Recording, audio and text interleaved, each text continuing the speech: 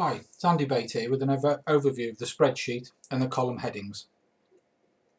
The first thing to say when we're looking at the spreadsheet is if ever you need a reminder, select the cell and it will give you the comments which give you a brief description. So there's always a reminder on hand. So as an example, we're going to use the Supreme Novices Hurdle, and we'll try and concentrate on the horses at the top of the sheet to illustrate what each of the column headings mean. So we'll start off with the speed figure. Speed figure is the calculation of the actual time taken to run the race against our standard. So these are standard times that we've created and that are unique to our service. We then make an adjustment for the ground to come up with a rating. So in the case of Kalashnikov, this is actually the Betfair hurdle, we awarded that race as 77. So that's a really good speed figure. As you can see, it was top for the Supreme Novices because the higher the rating, the better the performance.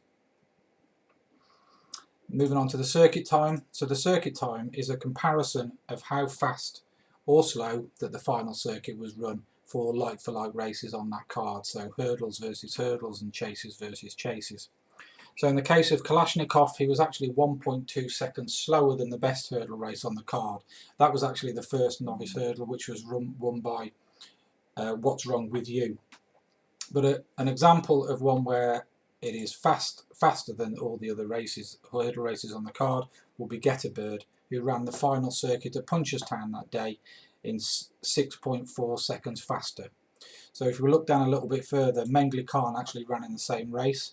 So rather than try and second guess how far behind or in front the other horses were, we record it at the same time. So that's an expression of how quickly or slowly the final circuit of the race was run. Moving on to the noted performances. Now, when the speed figure and the circuit time align to be the fastest, we highlight the race with a true. Ordinarily, this would be where the speed figure and circuit time are the fastest on the card.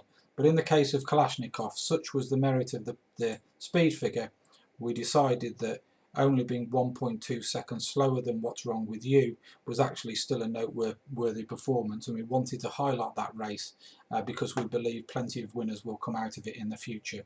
So everywhere where there's a true, over many years, we've found that these are the races that work out best and produce the most future winners. And that's in essence down to the fact that the race is always run at a sound gallop, and the horses in that race are finishing off at a good pace.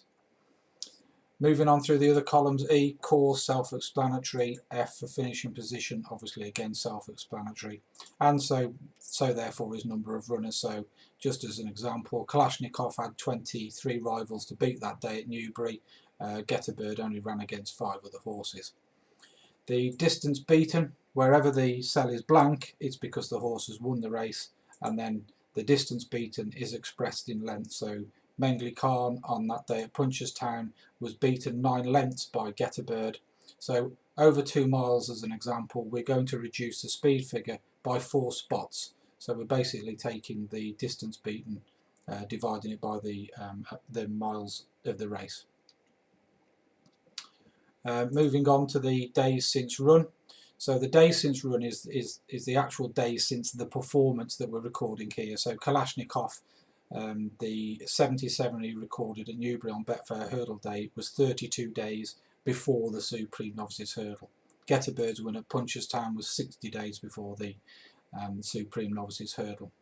That then aligns to the days since previous run. So if we were using Kalashnikov again, we know from his form that was the Tolworth Hurdle, so that was actually 35 days prior to the Betfair Hurdle. So it's pretty safe to assume that Kalashnikov is very good off around a 30-day break. Moving on to the race type, this is either hurdles, chases or bumpers. So bumpers are where we're categorising the national and flat races. The race distance is expressed in miles, or more to the point, fractions of a mile. So if we hover over the comment, you can see that each furlong is roughly 0.13 of a mile. So with the introduction of much more accurate race distances, we do get variances on here. So if we look at the Newbury race, for example, that's 2.04 miles. The actual distance is recorded as 2.5 miles a furlong, but it is really 2 miles and 69 yards. So we're breaking that down to a very finite figure, and obviously that then helps us to adjust the speed figures as we come down through the various horses. The official going, we try and keep these fairly uniform so we can filter on them, so pretty standard, good to firm, good to soft, etc., as you can see on the screen. And obviously when we're assessing whether a horse is going to be suited by the ground conditions, we wouldn't want to be filtering any nuances out. The going allowance, well, the going allowance is actually the calculation that we make when we're producing the speed figures. So this tells us whether the ground for that day or the conditions for that day are speeding the horses up or slowing them down. So where it's -4, it basically means it's slowing them down by 4 seconds a mile. Where it's +4, it's speeding them up by 4 seconds a mile. Now this could be altered by rail movements, but there are some cases where the official going and the going allowance that we calculate show that there is a difference in the ground. So in terms of an example on the sheet, if we look at Dame Rose this day at Newbury, we'd recorded the official going as good to soft, yet when we calculated the going allowance for the speed figures, we found that it was actually speeding the horses up somewhat. So it might well be that Dame Rose needs a sounder surface to produce another performance alongside that 73 that was recorded at Newbury. Moving on to the class in column O, this is actually the BHA class. So each race in the UK is allotted a class from 1 to 6. When we're looking at Ireland, we make an estimation based on the value of the race. So we're looking at the Get a Bird run at Punchestown as the equivalent of a Grade 2 race over here in terms of its value. It isn't absolutely spot on, but it gives us a rough guide as to the class of the races, and it's particularly useful when the horses start to go backwards and forwards across the Irish Sea.